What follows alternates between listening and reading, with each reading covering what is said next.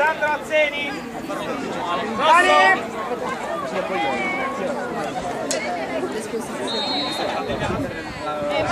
Ragazzi, io rosso. Ci mi guarda perché secondo sì. Però poi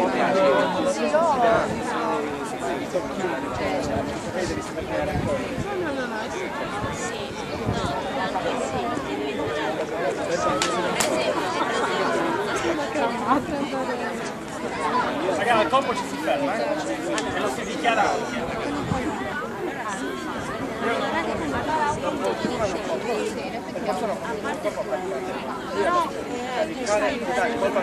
Torna indietro perché sta già caricando là. Si ha una porcina. Uno,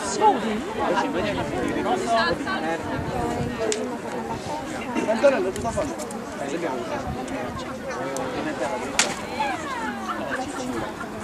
Che resta? Mi dava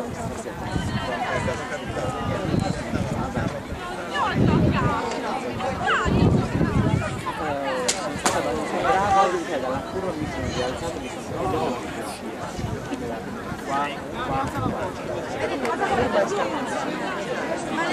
Lei già mi ha fatto secondo me la sì. Anche io.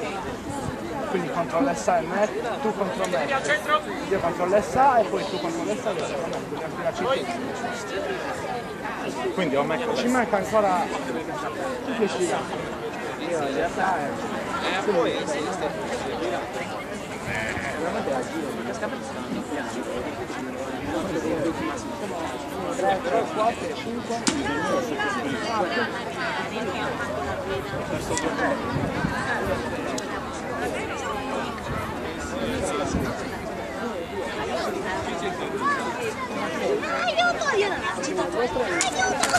Noi stiamo concludendo nelle corsie di emergenza le corsie di emergenza e scendere nelle capite che sono sì, noi saremo in vabbè, scegliete scendere e lui sta guidando a male su un casino purtroppo sarebbe comunque quello allora mi hanno quindi poi quello abbassato Rosso!